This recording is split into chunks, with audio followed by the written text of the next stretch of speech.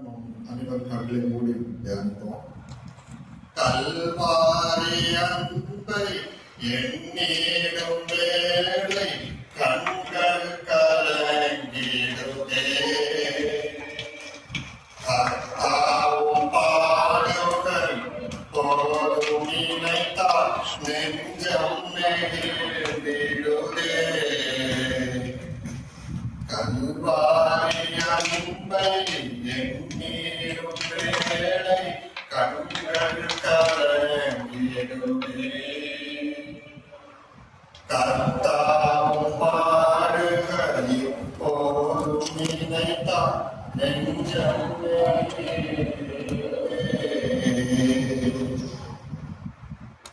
நன்றி தகப்பனே, நன்றி. இந்த அருமையான காலை நேரத்திற்காக நன்றி தகப்பனே. உங்களுடைய சிறுவை பாதைகளை நாங்கள் தியானிக்கப்படுகிறாய். உங்களுடைய செம்மறியாட்டு மந்தையால் ஒரு சிறு குழுவாய் இந்த இடத்தில் கூடி வந்திருக்கிறோம் தகப்பனே. உங்களுடைய ஒவ்வொரு வார்த்தைகளும் எங்கள் உள்ளங்களிலும் எங்கள் இல்லங்களிலும் இடைப்படும்படியாக உங்களுடைய சத்தம் எங்கள் காதுகளிலும் எங்கள் இருதயத்தில் துணிக்கும்படியாக இந்த சிறு ஜனத்தை எங்கள் சமூகத்தில் ஒப்படைத்து ஜெபிக்கிறோம். எங்களுடைய ஒவ்வொருவரையும் உங்க சிறுவை நிலங்கள் தாங்கிக் கொண்டிருக்க இயேசுவின் மூலம் ஜெபம் கேட்கிறாரே, ஆமென். நம்முடைய தியானத்திற்காக எடுத்துக்கொண்ட வசனம் ஆதாரமாக வசனம் தலைப்பு நான் தாகமாய் இருக்கிறேன். அதற்கு ஆதாரமாக எடுத்துக்கொண்ட வேத வசனம் யோவான் எழுதின சுவிசேஷம் 19வது அதிகாரம் 28வது வசனம்.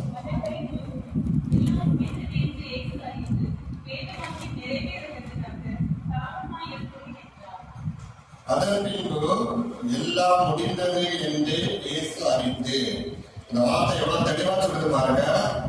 அந்த நோக்கம் இயேசுவை உலகத்துக்கு அனுப்பி அந்த தரிசனம், அந்த அப்ஜெக்டிவ், அந்த பர்பஸ் கம்ப்ளீட் ஆயிட்டு அப்படின்னு நம்ம இயேசுவாக்கு தெரிஞ்சு வேத வாக்கியம் நிறைவேறத்தக்கதாக தாகமா இருக்கிறேன் என்றார்.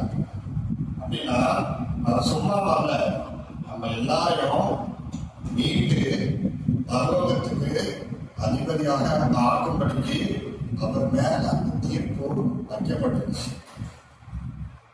அது எல்லாரும் பண்ண முடியாது. அதனுடைய கருப்பொருள் நீங்க பாத்தீங்கன்னா அன்பு இருக்கும், அர்ப்பணிப்பு இருக்கும், தியாகம் இருக்கும். சோ இது மட்டும்தான், இதனால் மட்டும்தான் அதால செய்ய முடியும். சோ அந்த கிளியரா கொடுத்திருக்கு.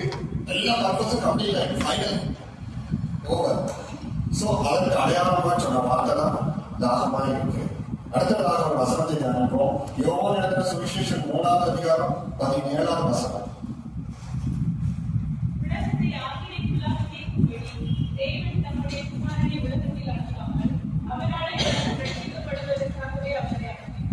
எவ்வளவு தெளிவா கொடுத்திருப்பாங்க. ஒரு தடவை நம்ம பார்த்தாலே நம்ம இருதயத்து கூட நம்ம பேசணும். உலகத்தை ஆக்கினைக்குள்ளாக தீர்க்கும்படி தேவன் தம்முடைய குமாரனை உலகத்திற்கு அனுப்பாமல் எல்லாரையும் நம்ம சிலுவையில அவருடைய ரத்தனை சிந்தி சம்பாதித்த சொந்த சபை, சொந்த ஜனங்க நம்ம. சோ அவராலே உலகம் ரட்சிக்கப்படுவதற்காகவே அவரை அனுப்பினார். அவர் மூலமாதான் அந்த ரட்சிப்பு, அவர் மூலமாதான் நித்தியம். அதான் 2வது வார்த்தை. 3வதாக ரோமர் எழுதின சுவிசேஷம் 6வது அதிகாரம் 23வது வசனத்தினுடைய 2வது பகுதி. ரோமர் எழுதின சுவிசேஷம் 6:23 2வது பகுதி.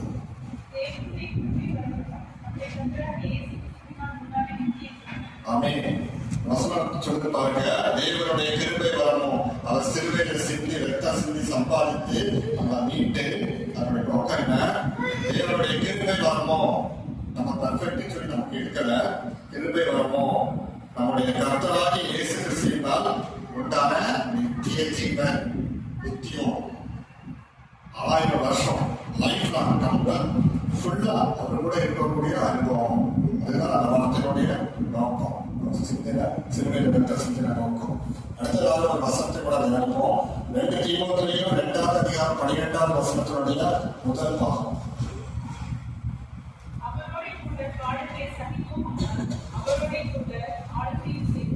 ஆமே. இதுதான் ரொம்ப கஷ்டமான பாடு, கஷ்டமான இது பாவம். அவரோட கூட பாடுகளை சகித்தோமானால் அவரோடு கூட ஆளுகைக்கும் செய்வோம். எப்போ அப்பா என்ன சொல்லுது, அதுல சிறுவ சுமக்கணும், பாடு எல்லாருக்கும் உண்டு, பாதுகாப்பாரு, நடத்துவாரு, கைவாங்கிட்டாரு. ஆனா என்னன்னா அவரோட கூட ஆளுகை செய்யணும்னா அதே மாதிரி சிறுவை சொல்லணும். அதுதான் பாடு, அது எல்லாருக்கும். அதன் மூலமாக நிச்சயத்தை நம்ம போகணும். கடைசியாக ஒரு வசனத்தை சொல்லி முடிக்க விரும்புகிறேன். எபிரேயர் எழுதின நிருபம் 12வது அதிகாரம் 2வது வசனம்.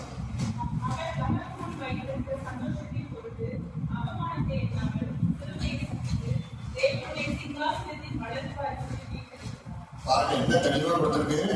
அவர் தமக்கு முன் வைத்திருந்த சந்தோஷத்தின் பொருட்டு, அந்த சந்தோஷம் எதை குறிக்கிறது? நித்தியம். சிறுவையில தூங்கி மறைத்து 3 நாள் உயிர்த்தெழுந்து இந்த ஜீவிக்கிறார். பரலோகத்தில் அதேதான். அந்த சந்தோஷத்தின் பொருட்டு அவமானத்தை எண்ணாமல் சிலுவையை சகித்து தேவனுடைய சிங்காசனத்தின் வலது பாரசத்தில் வீட்டிருக்கிறார். நித்தியம், எப்போ பாருங்கள். அதான் அந்த வருஷம்.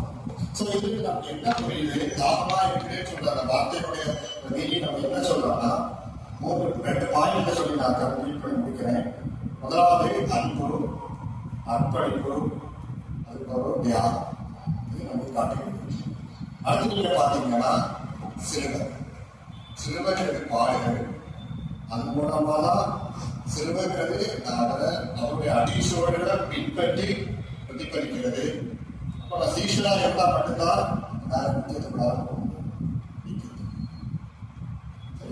கடைசியாக ஒரு பாடலுடைய நமக்கு தெரிந்த பாடல் நம்ம வீட்டிற்கு நான் விசுவாசிக்கிறேன். பாடலுடைய பாடி நான் காப்பி முடிச்சுக்கிறேன். சிலுவை சுமந்தோராய் சீஷராகுவோம், சிலுவை சுமந்தோராய் சீஷராகுவோம், சிந்தை வாழ்விலும் தாழ்மை தரிப்போம், சிந்தை வாழ்விலும் தாழ்மை தரிப்போம், நிந்தை சுமப்பிலும் சந்தோஷம் கொள்வோம், நிந்தை சுமப்பிலும் சந்தோஷம் கொள்வோம்.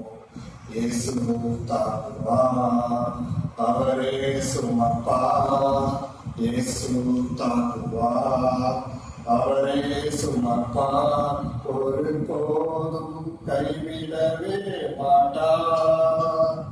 ஹல்லேலூயா, ஹல்லேலூயா, ஹல்லேலூயா, ஹல்லேலூயா.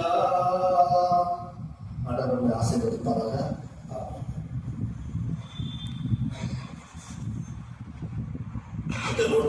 வார்த்தைக்காக தெரிவிக்கிறேன். 6வது வார்த்தையை பேசுவதே அந்த மத்தியில் ஆண்டனியா இருக்கிறார். 2வது